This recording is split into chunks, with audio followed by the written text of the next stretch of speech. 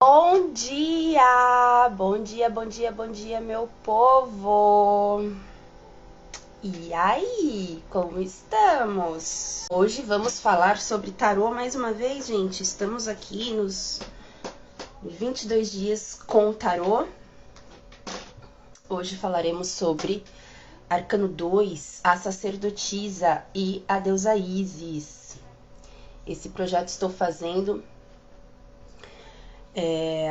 com base no tarô das deusas universais. Vou pegar o meu tarozinho aqui das deusas, contar pra vocês como foi a história desse tarô maravilhoso que eu tenho tanto amor. Bom dia, Ricardo, bom dia, leitora geminiana, bom dia a todo mundo. Hoje vamos falar sobre o Arcano 2, a sacerdotisa e deusa Ísis, que está retratada neste baralho das deusas universais. Vem com esse livrinho aqui, esse baralho, que é bastante interessante. E falamos do mago ontem, né, do louco, que são essas duas cartinhas aqui. O louco não ficou gravado, mas o mago ficou, tá aí no IGTV. Então, o louco aqui, o mago aqui, deusa Deméter. Vamos achar a deusa Ísis. Já devia ter deixado separado, mas eu não deixei, gente. Me perdoem. Mas é isso, é porque a vida é corrida mesmo. Peraí, eu estou separando a cartinha aqui, procurando. Enquanto isso, vou contando pra vocês rapidamente como foi que eu consegui esse tarô maravilhoso. Eu tava no meu primeiro curso de tarô, com pessoas muito amadas e queridas, e eu morro de medo de borboleta. Quem não me conhece, quem me conhece, na verdade, sabe que eu tenho medo de mariposas e borboletas, mas assim, não é um medinho, é uma fobia mesmo. Uma bruxa com fobia de borboleta, né? E então, na sala eles falaram pra mim que... Achei. Na sala eles falaram pra mim: bom dia, Og, bom dia, que prazer tê-lo aqui. Então eles falaram pra mim que tinha uma borboleta na sala pra eu sair. Era meu aniversário nesse dia. Então eu saí, e daí quando eu fui pra cozinha e voltei pra sala, não tinha mariposa nenhuma, eles estavam com o bolo e com o tarô, né? Eu ganhei do meu irmão José.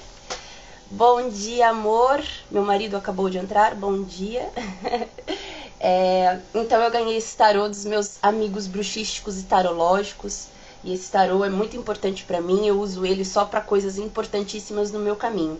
E eu sempre quis fazer, como eu falei em lives anteriores, a relação desse tarô com o mito das deusas que são retratados nos arcanos. E hoje a gente veio falar da sacerdotisa, o Arcano 2, com a deusa Ísis, deusa egípcia maravilhosa, conhecido por muitos. Olha que linda esta carta deste tarô. Ísis representada, totalmente soberana nesta carta. E o que significa, então, o Arcano 2? Bem, o Arcano 2, ele eu gosto, né, dentro da nossa visão bruxística, eu gosto de falar que o Arcano 2, ele é uma das faces da deusa. É uma das faces... Deixa eu aumentar o volume aqui, porque eu tenho medo de vocês não ouvirem o que eu estou falando. Então, a sacerdotisa, eu gosto de falar que ela é uma face da deusa, né? Amanhã a gente vai falar sobre a imperatriz e a gente vai ver a deusa em completude na imperatriz. Então, na sacerdotisa, a gente tem uma face dela, a face mais iniciadora, a face mais mágica, não aquela face mãe que a gente sempre acessa nos nossos primeiros estudos, né? A face mãe da deusa, lua cheia. Aqui na sacerdotisa a gente encontra partes da lua minguante, até mesmo partes da lua negra. E mais pra frente na nossa jornada do tarô, vocês vão perceber que a gente encontra os deuses sendo retratados. Bom dia, Karina! Bom dia, que saudade, meu amor! A gente vai ver que no decorrer da nossa jornada a gente percebe muitos arcanos que falam das divindades, que falam dos deuses. Até porque o tarô como um todo, ele fala destas questões das leis universais, das verdades universais que a gente acessa no caminho da bruxaria mesmo. Então a sacerdotisa, ela é todo um mistério. Ela é todo o mistério da própria mulher. Ela é o sagrado feminino. E quando eu falo da própria mulher, eu não tô falando, então quer dizer que só mulheres têm que acessar os mistérios do Arcano 2. De modo algum. Né? Os mistérios do Arcano 2, eles são assexuados, né? São sem gênero nenhum. Não é porque ali está retratado uma face da divindade feminina que a gente tem que só se focar nisso. Na realidade, a sacerdotisa ela vem falar de todo o mistério, de toda a magia, de todo o processo de ocultação e todo o processo de introspecção que acontece dentro da bruxaria, né? Que acontece quando a gente começa a entender um pouquinho dos mistérios que cercam a gente, né? A sacerdotisa ela é aquele momento onde a gente tá quietinho, a gente não quer muito a sociabilização, a gente quer ficar com a gente. Por que que a gente quer ficar com a gente? Porque ela é uma carta de introspecção, de interiorização. Na sua simbologia ela traz o livro, na sua simbologia ela traz a chave, ela traz o pano de romã atrás dela, né? Na simbologia de Waite, que é o mais conhecido, juntamente com o de Marsella, que é o clássico, né? Então, a gente consegue perceber que ela traz toda essa aura de mistério, toda essa aura até mesmo do conhecimento. Porque a sacerdotisa, ela é o conhecimento, ela é a inteligência, ela é a gente se dedicar ao conhecimento, ao estudo. A gente fazendo uma continuaçãozinha da nossa jornada com o mago. Então, no mago, a gente deu o primeiro passo, né? A gente deu a primeira ação. É o início de tudo, né? É ali tudo, começa tudo ali. A nossa ação começa ali no mago. Todo o potencial de crescimento está no mago. Ao passo que quando a gente caminha um pouquinho mais e a gente se depara com os mistérios da sacerdotisa, ali a gente já encontra um aprofundamento. Ali a gente já encontra a prática não só de achar o conhecimento fora de nós, né, como um mago que mostra ali os conhecimentos que ele tem e as habilidades que ele tem na mesa, que ele tem de disposição ali dos 4 elementos. A sacerdotisa, por sua vez, o conhecimento dela já é um conhecimento que provém dos livros, já é um conhecimento que provém da experiência e principalmente um conhecimento que provém do interior. Então, a sacerdotisa, ela é a mensagem de que a vida interior e o conhecimento interior, a introspecção e a vivência solitária, e não só solitária no sentido de não tem um grupo, né? Mas solitária porque o caminho é solitário, independente de você estar num grupo ou não de bruxaria, o caminho é sempre solitário. E a sacerdotisa, ela vem falar isso pra nós. E ela é a senhora da magia, da ocultação, né? Sempre quando a sacerdotisa cai ali numa jogada, a gente tem aquela aura de mistério, aquela coisa de silêncio, do recolhimento, né? E eu gosto muito de fazer a ligação com a deusa Isis. Eu acho que a Maria Karate, que é a autora desse tarô, ela colocou muito bem representado esta deusa aqui. Porque Isis, ela é a senhora soberana do Egito, né? Uma deusa muito antiga desse panteão. E ela é uma deusa tão abrangente, mas tão abrangente, mas tão abrangente, que ela é conhecida por diversos outros nomes em diversas outras culturas. Ela foi meio que dividida, suas facetas foram inspiração para outras deusas em outros panteões. E a gente sabe disso, que acontece isso com diversas divindades em diversos panteões, né? Então, eu poderia até falar que Isis poderia ter uma ligação com Afrodite, poderia ter ligação com a deusa da próxima carta, que é Ishtar, né? Que é da Babilônia. Então, assim, a Isis, ela é a senhora mãe, né? Só que ela também é a senhora feiticeira. Lembrando um pouquinho do mito de Isis, né? Isis é esposa de Osíris, o senhor soberano do Egito, o senhor da morte e vida, o senhor Sol, né? Também senhor de todo conhecimento mágico ali do Egito. Mãe de Horus. Isis inspirou inclusive imagens como a Virgem Maria, né, que traz muito antes da imagem da Virgem Maria para o cristianismo, com o bebê Jesus no colo. Isis no Antigo Egito já era retratada com o bebê Horus no colo, ela amamentando o bebê Horus. Então, mas por quê, né? Se ela não é essa maternidade, por que ela foi representada na sacerdotisa? Porque o Arcano 2, a sacerdotisa, ela é um aspecto da deusa e também um aspecto da bruxa, do bruxo, do bruxê. Mas isso não significa que a deusa ela não pode ser maternal enquanto é jovem. Né? Porque quando a gente fala do aspecto maternal da deusa e ligando ela inclusive às fases da lua, então crescente é a jovem, é a donzela, cheia é a mãe, né? Minguante é a velha, a feiticeira, a crone, né? A lua nova já é a face negra da deusa. A gente dividindo a deusa nessas faces não quer dizer que essas fases não coexistam entre si, não se conversem. Então não quer dizer que a sacerdotisa não pode ocupar um papel de mãe, muito pelo contrário.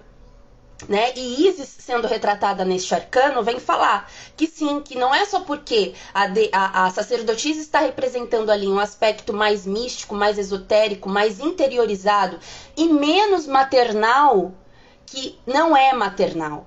Né? Eu poderia colocar, até mesmo no meu curso que eu fiz, eu aprendi dessa maneira, que a sacerdotisa ela é tida como a mãe espiritual. Não é à toa que ela tem esse nome, a sacerdotisa. O que é essa? Isso que é muito importante a gente pensar quando a gente está falando de tarô e paganismo, tarô e bruxaria.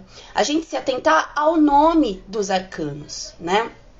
E o que é a sacerdotisa? O nome dos arcanos não é por acaso. A sacerdotisa, por sua vez, dentro de uma religião espiritual, dentro de uma religião iniciática, dentro da própria bruxaria, o sacerdócio, a sacerdotisa, é a voz dos deuses. Né? É aquela que tem o treinamento mágico e espiritual, obviamente, e então ela escolhe guiar outras pessoas no caminho. E não só isso, escolhe então ser a voz dos deuses, porque o sacerdócio, ele é a prática diária, você sendo a voz dos deuses, né? Porque nem todo bruxo aspira a ser um sacerdote. E não necessariamente você precisa ser um sacerdote no seu caminho. Você pode ser um praticante, simplesmente está tudo certo. Mas a lâmina do Arcano 2, ele vem falar sobre o sacerdócio, que é você se colocar no lugar de eu sou a voz dos deuses. E a sacerdotisa é exatamente isso. E Isis, ela é tão poderosa que ela ressuscitou o próprio marido. Né? Se a gente for pegar um pouquinho aí o mito de Isis, como eu já tinha falado, bem rasamente e rapidamente, porque essa live tem a intenção de ser um pouquinho mais rápida, o mito de Isis é o seguinte, né?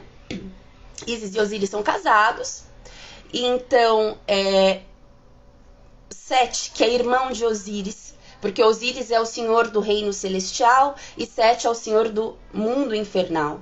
Então foi dado a Osíris todo o poder da vida e Sete todo o poder do submundo, da morte, que é irmão de Osíris. Então dizem, é lógico que a gente tem que ler esses mitos antigos com um filtro, porque colocam os deuses como muito humanizados. E não que eles não sejam humanizados, eles têm essa parte humana, né? Nós somos muito iguais a eles e eles iguais a nós, então não tem problema. Só que a gente tem que ter um filtro para ler esses mitos, né? Principalmente quando tem uma visão patriarcal ali em cima, quando o mito já passou por uma revisão patriarcal.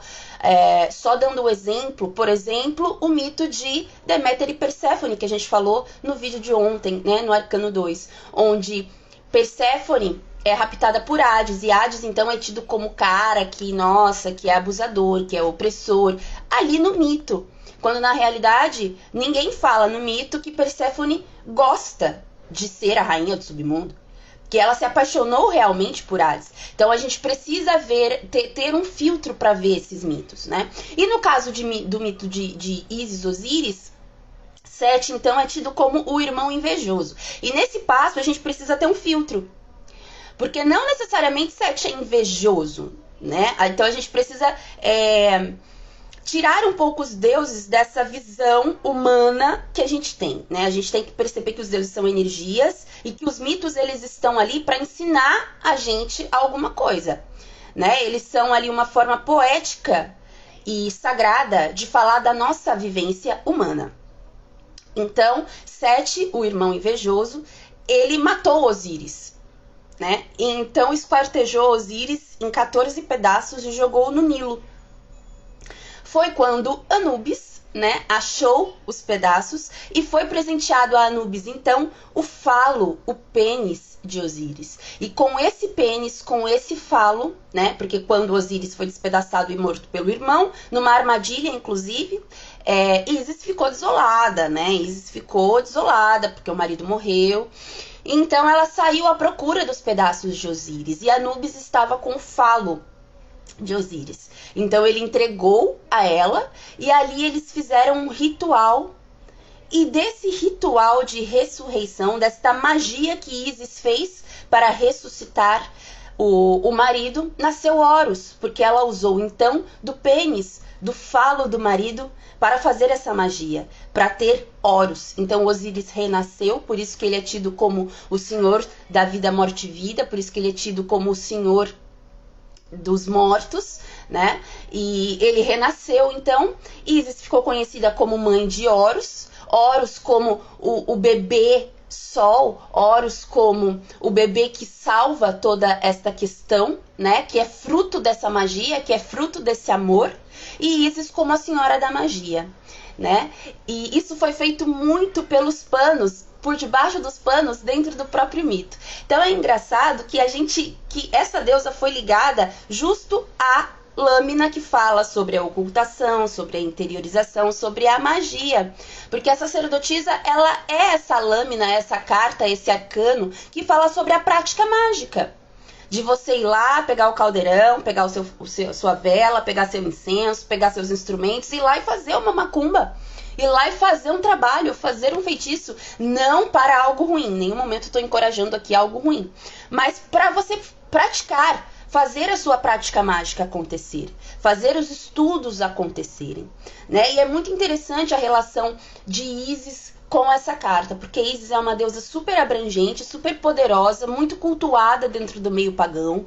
Muitas pessoas possuem um sacerdócio direcionado a essa deusa. O culto dela no Egito foi um culto que demorou muito para o cristianismo conseguir derrubar. Então, foi um culto que se perdurou mesmo depois do cristianismo estar naquela região. Ela é conhecida também como Asset, né? A deusa Asset. Então, ela é tida também como muitos nomes. E também, assim como Hécate no panteão grego, que é tida como uma face da deusa tríplice, Ísis também é tido como uma face da deusa tríplice. E isso que é interessante a gente ver e a gente estudar quando ela é ligada ao tarô, principalmente a esse arcano. Porque a sacerdotisa, no meu ver, dentro de uma visão pagã, ela é uma face da deusa, né? E é obviamente que esse mito que eu apresentei para vocês aqui, de Ísis, Osíris e Horus, a trindade, né, a trindade egípcia, ela é simplesmente um resumo e um dos mitos, né, um dos contos, porque existem várias maneiras de se contar este conto, né? A leitora geminiana disse assim: nossa, eu tô nesse estágio desde sempre fui mais quieta e fechada na caixinha. Eu também. A sacerdotisa, ela é uma das minhas cartas preferidas no tarô inteiro, juntamente com a estrela, que a gente vai demorar um pouquinho para falar, porque ela é o arcano 17, então a gente vai demorar um pouquinho para falar da estrela, mas a sacerdotisa, ela é uma das minhas lâminas preferidas do tarô, porque ela fala realmente da nossa vida interna, né? E a vida interna que a gente tem, principalmente dentro do nosso caminho espiritual, é o mais importante. É mais importante, inclusive, do que a vida externa. E não é à toa que ela vem depois do mago, né? Porque lembra quando eu falei no vídeo passado, quem não assistiu, tá aí no IGTV, assistam, que o mago, ele é o primeiro passo depois que a gente descobre o caminho, né? No louco a gente descobriu, a gente despertou, e o mago, então, ele é o passinho adiante. Ele é, então, a primeira ação, né? Aqui a sacerdotisa, poderíamos dizer que é a primeira prática, que é a forma que a gente entende, que a gente pode se interiorizar, que a gente pode não, que a gente deve se interiorizar, e que o caminho, ele é mais dentro do que fora, né? A sacerdotisa também é um arcano que trata muito da iniciação, dos mistérios da arte, da bruxaria, né? Porque quando a gente fala de mistérios, quando a gente fala de iniciação, as pessoas perguntam: caramba, mas o que é esse mistério, né? O que é essa iniciação? O que é isso, né? mistérios, mistérios. Eu lembro que quando eu tava no comecinho da minha prática, eu falava, caramba, o pessoal fala de mistério, da bruxaria, mas o que é esse mistério, né? Que raio é isso de mistério?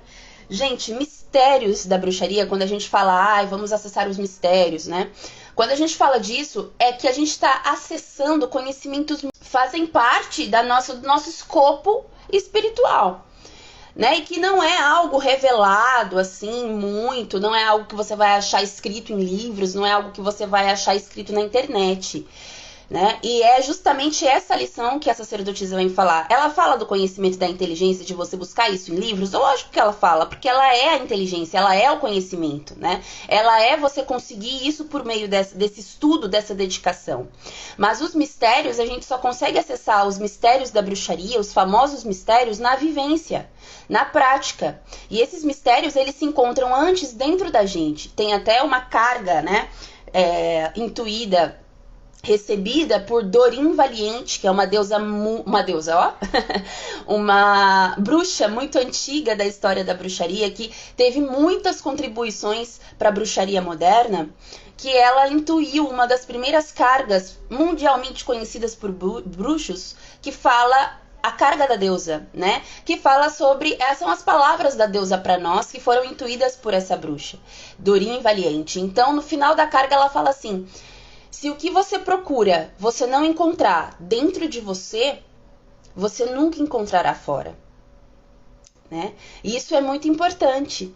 E essa é a maior lição da sacerdotisa. Se o que você procura de respostas, se o que você procura de conhecimento, você não encontrar primeiro e antes dentro de você mesmo, porque todas as respostas, o mundo inteiro, o universo inteiro se encontra dentro de nós, porque nós somos uma manifestação micro do que há muito além, a gente não vai encontrar isso fora de nós, né? E a sacerdotisa, ela é essa máxima. A vida real, ela acontece dentro de nós. A vida, o verdadeiro caminho, as verdadeiras experiências mais fodásticas e mágicas e fantásticas, elas acontecem dentro da gente. Elas acontecem no nosso caminho experiencial. Ela não acontece fora de nós, né? Então, para a gente acessar o maior conhecimento, primeiro acessamos dentro de nós. E Isis também vem falar isso para nós, né? Isis também vem falar isso para nós. Ela é a senhora da noite, ela é a senhora da magia, né?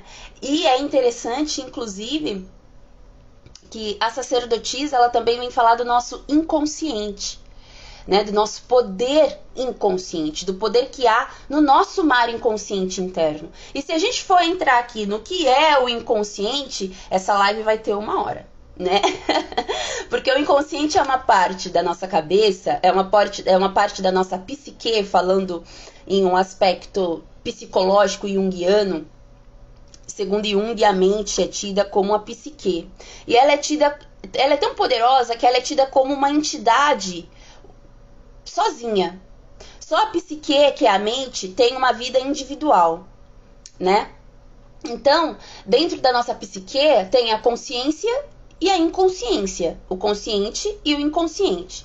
No consciente é aquilo que a gente está fazendo agora, né? A gente está sob o efeito do inconsciente. Então, a gente racionaliza, a gente pensa, a gente calcula, a gente tem a lógica e todas essas coisas. É o que está por claro, tá claro isso aqui.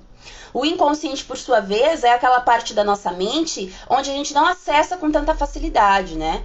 Que é aquilo que está mais enterrado nas profundezas da nossa mente, que tem lembranças passadas, experiências, conhecimentos universais. É no inconsciente pessoal que reside o inconsciente coletivo, que é onde tem todos os conhecimentos universais que a gente já passou como ser vivo aqui na Terra, né? Conhecimentos ancestrais estão todos aqui. Então, é interessante a gente fazer essa ligação da sacerdotisa com o inconsciente. Porque ao passo que a sacerdotisa retrata a vida interior, então ela também é o acesso ao inconsciente. Ela também está muito ligada, e inclusive em vários simbolismos de várias cartas, a sacerdotisa ela vem com a representação da água.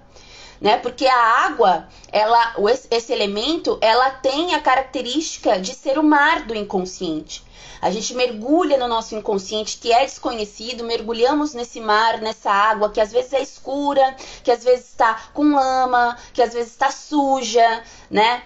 Então a gente limpa para quê? A gente mergulha para quê? A fim de conhecer esse mar inconsciente que está dentro de nós mesmos, onde residem as nossas maiores dificuldades, os nossos maiores defeitos, nossos maiores traumas. Só que é por meio desse mergulho no nosso inconsciente, que a sacerdotisa vem falar, que a gente consegue curar nossas feridas, que a gente consegue acessar conhecimentos ancestrais, que a gente consegue, inclusive, viver a nossa vida bruxística interna, que é o que realmente faz o nosso caminho, né? A vida interna, o que vem de dentro, é o que realmente faz o nosso caminho. Quando a gente começa a caminhar na bruxaria, a gente percebe que o que é mais importante é o dentro e não o fora. O fora também é importante, só que a partir do momento que você consegue equalizar a sua vida interna com os acontecimentos externos, com a vida externa, aí sim você atingiu um equilíbrio. Porque na realidade o seu externo é simplesmente um espelho do seu interno. E a sacerdotisa, o arcano 2, ela vem falar dessa observação que devemos ter para com esse espelho. Né? O que está aqui no meu externo? Porque se está aqui no meu externo, é porque em algum lugar do meu interno isso também se encontra. Seja isso uma coisa boa, seja isso uma coisa ruim. Então a sacerdotisa, ela vem falar desse mergulho interno que a gente precisa fazer. Por isso que ela está muito ligada aos mistérios, à intuição, ao conhecimento, à inteligência, à magia, às experiências ocultas, às experiências esotéricas, às experiências místicas, ao próprio ser místico. Né? O arcano 2 vem falar muito disso. Tanto que numa jogada fatídica, numa jogada de adivinhação, podemos dizer assim, a sacerdotisa, ela é um arcano que vem falar bastante dessa interiorização, do silêncio. Às vezes a gente pergunta alguma coisa para a sacerdotisa e cai a sacerdotisa, a gente pode saber que aquela resposta não está sendo dada completamente, porque a sacerdotisa é a senhora da ocultação. É aquela que esconde, é aquela que mantém velado, é aquela que mantém escondido, mas não escondido porque tem que ser segredo. Não, escondido porque é algo sagrado, escondido porque é algo que precisa ser entregue para você de uma maneira sagrada, com uma sacralidade, com uma perspectiva, com um olhar sagrado. Então, se for para revelar para alguém que não vai entender aquilo, aquele seu inconsciente ou aquele seu mistério, aquele seu conhecimento, não entregue, guarde para você. E esse é o conhecimento que a sacerdotisa traz, né? Mistério tem a ver com a intuição? Tem também, só que o mistério, o que acontece? A intuição é algo que está dentro de nós, né? E a sacerdotisa, ela também é a intuição. Os mistérios, eles estão dentro de nós, eles estão num passo que a gente consegue entender a partir da nossa vida interna. Mas os mistérios, eles não estão só no interno. Os mistérios, eles estão no externo. Eles estão em como a vida funciona, eles estão na natureza, eles estão no universo. São conhecimentos das leis universais que sempre estiveram a um palmo do nosso nariz e a gente nunca parou para observar. E a gente nunca parou para olhar. Por isso que a sacerdotisa está ligada aos mistérios, porque ela é essa parada para você olhar com atenção. Ela é essa parada para você olhar com minúcia.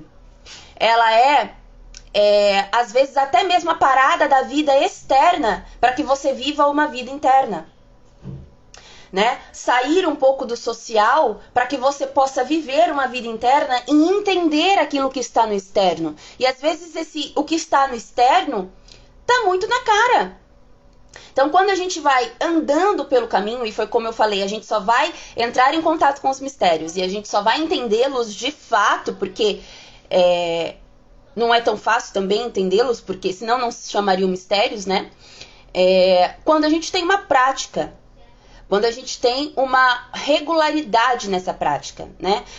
E uma boa forma da gente começar a fazer isso é rodando os rituais da própria roda do ano. Inclusive celebrando as luas, né? Os sabás, os esbás. É uma forma de conexão inicial. Se vocês não têm nenhuma prática, uma forma de conexão inicial é a gente começar a rodar a roda. né? Celebrar os sabás, celebrar os esbás, que é dessa maneira, em passinho de formiguinha, que a gente vai alcançando essa egrégora. E foi como eu falei, os mistérios, eles não recebem esse nome por acaso.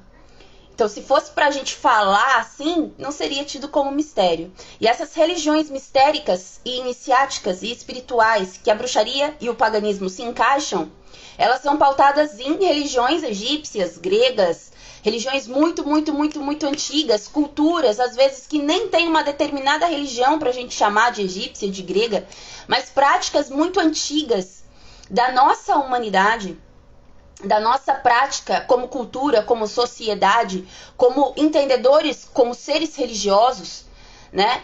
Esses mistérios, eles residem nessas práticas há muito tempo, né? Então são mistérios da vida, são mistérios da morte, mistérios da natureza, leis universais que a gente acha que só se aplica ao que é grande, que só se aplica ao que está fora. E a gente esquece que na realidade o maior entendimento vem de dentro. E a gente só vai conseguir reconhecer os mistérios fora, a magia fora, quando a gente reconhecer isso dentro de nós, né? E não só Isis, como a sacerdotisa, o Arcano 2, vem falar disso para nós de uma maneira muito explícita. E é interessante a gente notar, só como último comentário, é interessante a gente notar que... Será que gruda aqui? Acho que não, né? É interessante a gente notar que a energia feminina no tarô é a primeira que a gente acessa. É interessante, porque a gente acessa o louco, que é uma energia andrógena, que é tido até mesmo como uma representação de nós mesmos. E depois a gente acessa o mago, que é o nosso potencial para ir além. E agora a gente acessa a energia da mãe, né? Por mais que seja a mãe espiritual, as energias femininas são as primeiras que a gente acessa no tarô. E isso é muito interessante de ver.